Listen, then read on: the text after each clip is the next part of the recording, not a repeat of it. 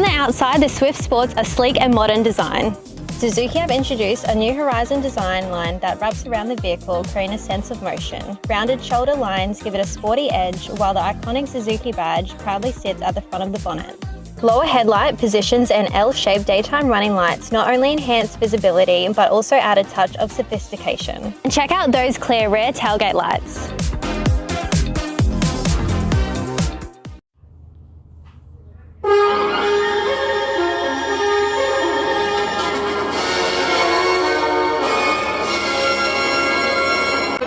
This is ABC Ballarat and Southwest Victoria News. I'm Olivia Sanders.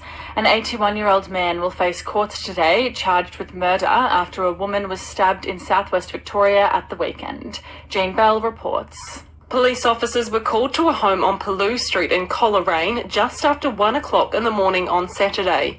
They found an 81-year-old woman with stab wounds and she died at the scene. The man was arrested and charged with 1 count of murder. Police say the pair were known to each other.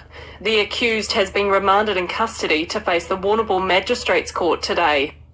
Police are continuing to search for a Warrnambool woman who has been missing for a week. Emil Pavlich reports. 71-year-old Anna was last seen on Simon Street on Monday the 28th of July. Her family and the police have concerns for her welfare due to a medical condition and her disappearance being out of character. The SES and police officers were searching the Lake Petrobe and Point Ritchie areas over the weekend. Anyone with information is urged to contact the Warrnambool Police Station. Residents in Ballarat and Southwest regions have until November 30th to dispose of machetes at the Warrnambool or Ballarat police stations as Victoria becomes the first state to implement a machete ban. From September 1st, Victorians caught carrying, using, buying or selling machetes without a valid exemption could face years in jail or fines close to $50,000. The amnesty period will run from September 1st until November 30th, allowing residents to hand in a machete without penalty during this time.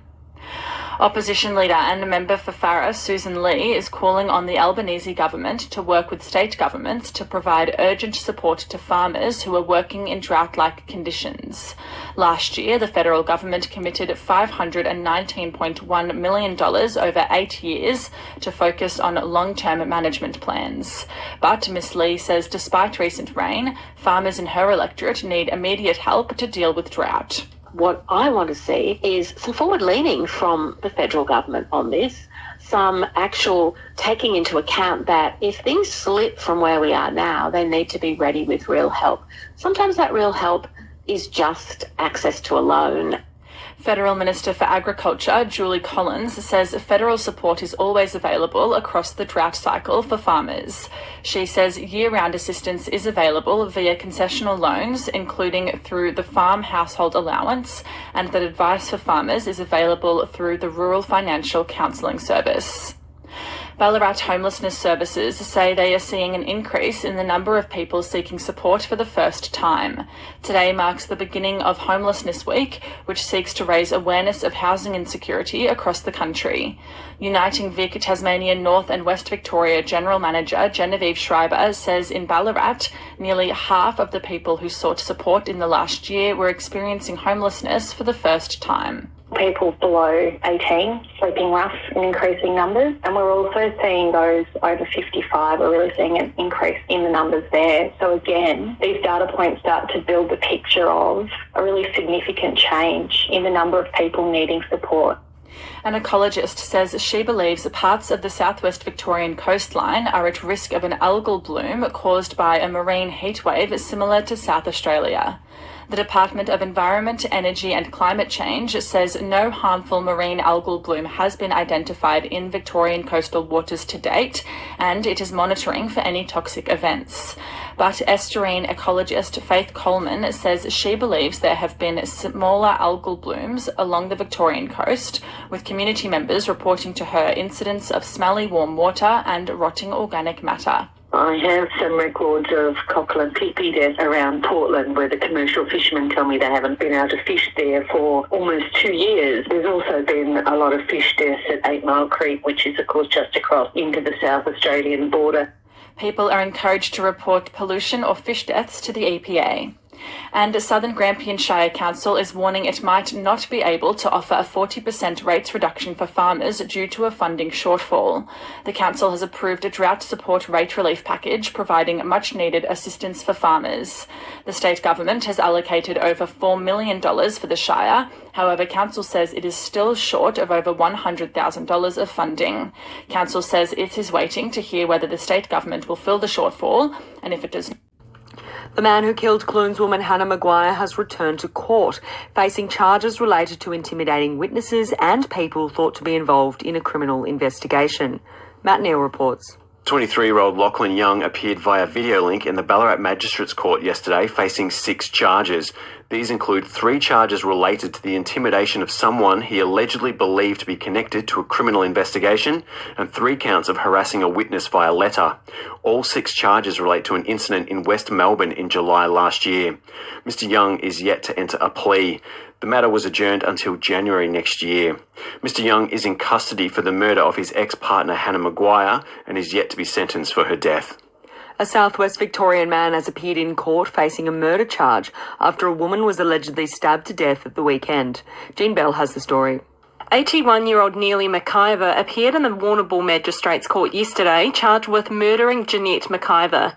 Police were called to Pellew Street in Coleraine shortly after 1 o'clock on Saturday morning, following reports an 81-year-old woman had been stabbed. She died at the scene. The court heard yesterday that Mr McIver had no prior convictions. Mr McIver has been remanded in custody to appear for a committal mention on December 5th. A regional Victorian couple say they are faced with demolishing their home after they mistakenly built their house on the wrong country block. Olivia Sanders reports. Melanie and David Moore bought a block from a subdivision in Camperdown in southwest Victoria in 2021, securing the permits to move a relocatable house onto the property. But in 2024, the Corangamite Shire Council informed the couple they actually owned the block next door. The couple say they believed they were building on the right block, and attempts at negotiating a land swap have failed. The couple say they do not have the money to move the dwelling again, and the house may have to be demolished. Melanie and David Moore have been given 14 days to remove the house. That period ends today. The Macedon Ranges Shire Council says it is mourning the sudden death of one of its councillors, Christine Walker. The South Ward councillor was elected to council in 2023 and was re-elected for a 4-year term last year. In a statement, Macedon Ranges Shire says council staff were notified of the shock news over the weekend and sent its condolences to her family, saying her loss was deeply felt. Police have discovered a cannabis crop in a Ballarat home following reports of a break-in this morning. Authorities attended the Alfreton address after reports of several large bangs around 1 a.m. Police say they found the front door damaged, the home empty and a significant cannabis setup. A crime scene has been established and the property will be searched this morning. A Central Victorian Community Action Group member says the closure of 10 small gas networks will come at a huge cost for residents. Solstice Energy say they will switch more than 1,000 customers to bottled liquid gas or support a transition to electric ahead of the closure by the end of 2026. The gas retailer says the model trucking natural gas to service customers in towns including Morong, Maldon, Kerang and Robinvale is no longer viable. Morong Community Action Group member Vic Cresp says the news will be a shock for the 300 households that use the service in town. With the economic climate and people struggling, I don't know how they're going to afford. Some people have estimated it would cost $20,000 if you were on full gas. The state government has been contacted for comment. Golden Plains Shire residents have until September 1st to have their say on the council's draft gambling harm minimisation policy. The policy outlines the roles and responsibilities for council in preventing harm from gambling and the actions it would take. Mayor Owen Sharkey says while there are no pokie machines in the Shire, the practice of betting on local grassroots sports is making gambling more attractive for young adults. Whether it's footy tipping and online gambling, and a lot of clubs are using those methods to raise money, but also, we're seeing a lot of younger people that are affected by gambling in general. The niece of a brother and sister killed in a head-on collision in central Victoria last year has called for further investigation after police said they wouldn't lay charges over the crash. Peter Grant of Shepparton and Diane Smith of Kyabram died after another car crashed head-on into their vehicle on the Northern Highway near Rochester last July. A Victoria Police spokesperson says after a year-long investigation, charges will not be laid against the other driver as there is no reasonable prospect of conviction. Amanda is Mr. Grant and Miss Smith's niece and says drivers should be held accountable for their actions. There was no justice, no charges were laid, there's still no answers. It happens way too often that people are just taking roads for granted. The Victorian Government says the Shepparton line upgrade is set to be completed later this year, but has not provided an exact time for it. Callum Marshall has more. A 10-day work splits to deliver a new train control system on the line will take place from September 7 to 16. The works include installing signalling equipment between Seymour and Shepparton. During this time, buses will replace trains for all or part of the line's journey. Further works will take place later this year to bring the new system into operation and complete the line upgrade. The government says the timing of that will be provided once plans are finalised. The completed upgrade will allow 9 return train services to take place between Shepparton and Melbourne during the week. A magistrate has fined a Central Victorian farmer for animal welfare abuse. Ainsley Munro Lawrence reports. Agriculture Victoria says its officers found a small herd of cattle extremely malnourished with one cow's leg stuck in a fence on a Maya farm last year. The farmer, Michael Pryor, pleaded guilty to 7 animal welfare charges in the Kyneton Magistrates Court last week. Agriculture Victoria said one cow had suffered badly after being stuck in a fence for 48 hours and had to be put down. Agriculture Victoria says the farmer also breached livestock ID and movement laws, which the agency said is critical to protecting biosecurity. The magistrate fined the farmer more than $7,000, who was sentenced without conviction. A service providing support for parents and carers navigating the child protection system has now opened to a number of regions across the state. Victoria Legal Aid's Independent Family Advocacy and Support provides non-legal advice to eligible parents and carers about their rights and responsibilities. Locals in Shepparton, Wodonga and Mildura can now access that service after it expanded to the Goulburn, Ovens Murray and Mallee regions on Monday.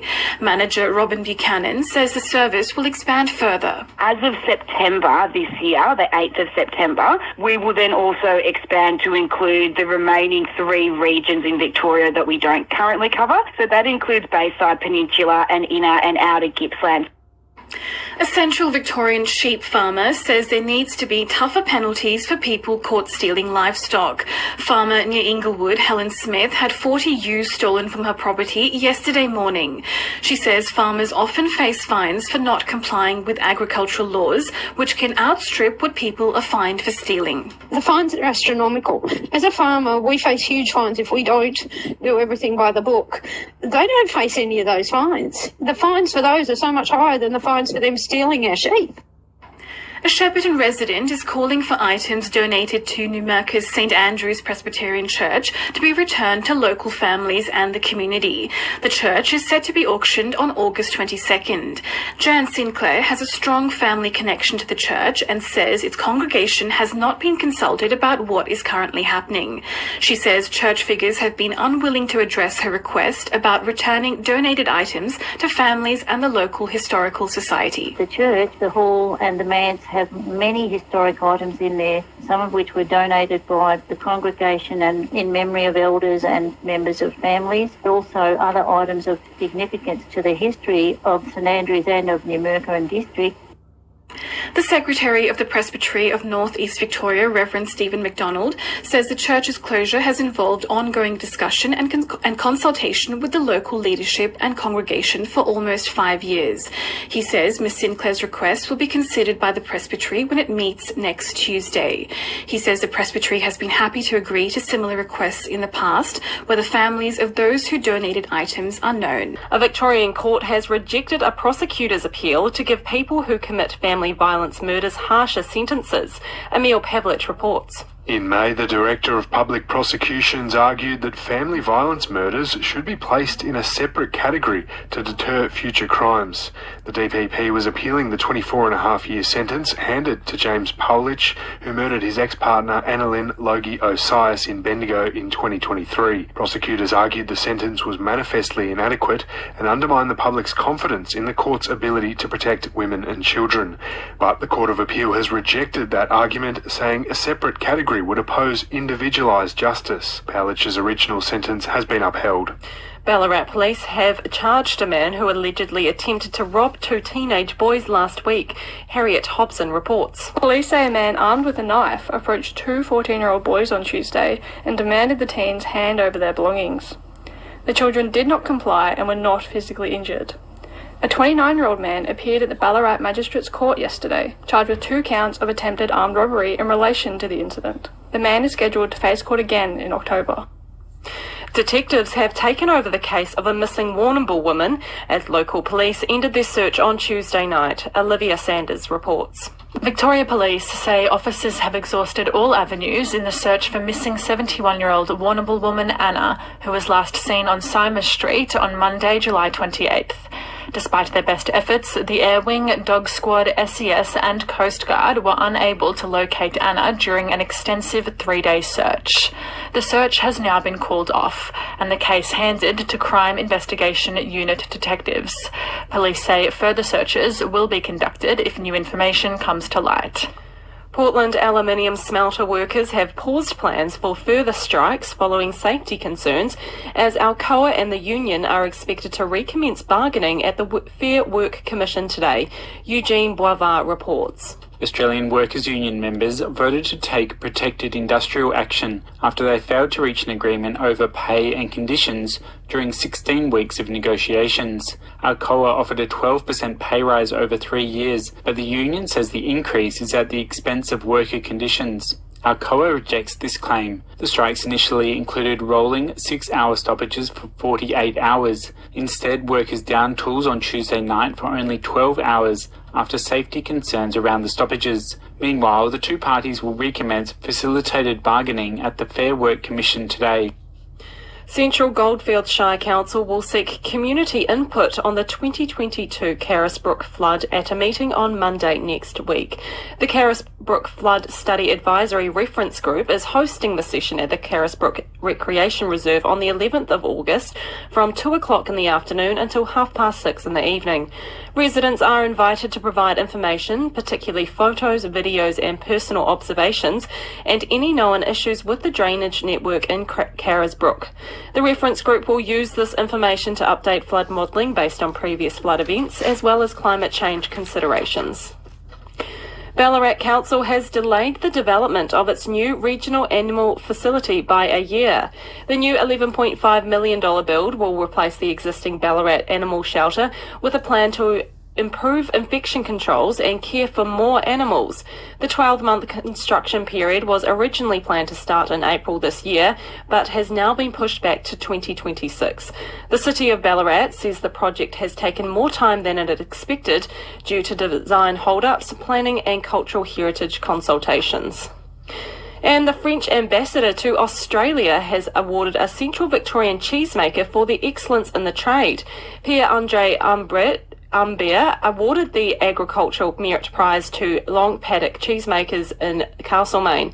Mr. Humbert told ABC Victoria's Statewide Drive it's a big achievement for the local producer. It was created more than 1.5 centuries ago just to reward all our people taking care of our traditions, our food, our land, and of course, its taste. Police have arrested 3 men following the alleged theft and collision of a car in Ballarat yesterday afternoon, while the 80-year-old driver was still inside.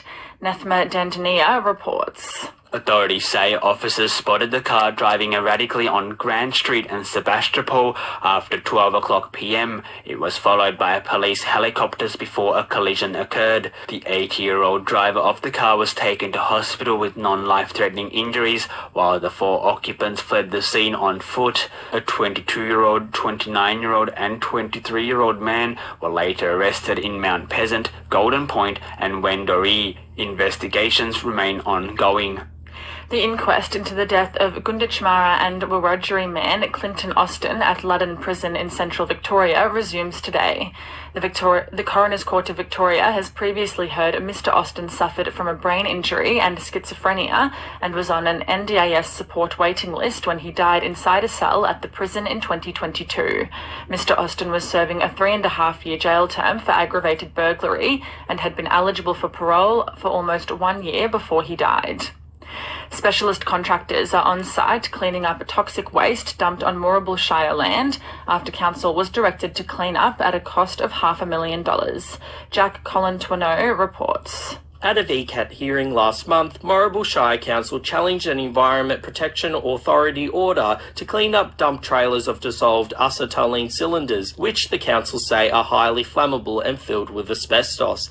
At the VCAT hearing, the Shire challenged the EPA on who is responsible for the waste cleanup, but ultimately lost the dispute. Cleanup works began this week and are expected to finish today. Traffic management is in place in the area around Letterberg Park Road in Miramu. The council says the cleanup will cost each ratepayer $25 each. New data from Ambulance Victoria has shown paramedics responded 10 seconds faster to the most critically ill patients between April and June this year. Eden Hennanen reports. Demand for lights and sirens ambulances fell by 3.5% across Victoria compared to the same time last year.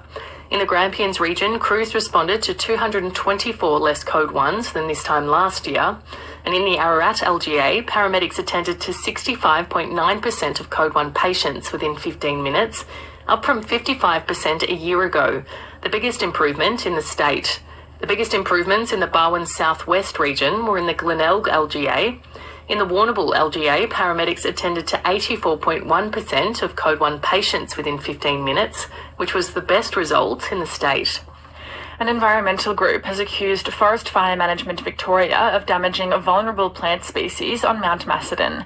Ainsley Munro Lawrence has the details. The Victorian National Parks Association says Forest Fire Management Victoria destroyed vulnerable species when it cleared about 5 acres of bush near the Mount Macedon Fire Tower in March. Ben Gill from the National Parks Association says the clearing destroyed dwarf silver wattle trees and habitat for brown tree creeper birds. In a statement to the ABC, Forest Fire Management says it had to mechanically mulch the area because the weather wasn't suitable for a planned fuel reduction burn. The authority says fire management is its priority, but acknowledges its actions can sometimes impact community and environmental values. Forest Fire Management says it excluded a sensitive area from mulching and has a revegetation program planned. A country football stalwart says a divide between clubs and umpires is exacerbating shortages and has called for cultural change within community sport. According to AFL Central Victoria, the Bendigo Umpires Association is finding it more difficult to service its 6 leagues, with half of its 100 umpires aged between 50 and 75 years old. Former player, coach and administrator of 4 decades, Greg Gadsden, says there needs to be more respect shown to umpires. The umpires once upon a time when I was playing, for example, would always come to the rooms after, have a beer, say good day to people, mix and mingle with players and spectators alike, where we don't see quite as much of that happening anymore. Police are searching for a missing 45-year-old woman who was last seen in Clunes, north of Ballarat, on August 6th. Michelle may be in a grey Mazda CX-7 and there are concerns for her welfare. Anyone with information is urged to contact Bannockburn Police. For more news, search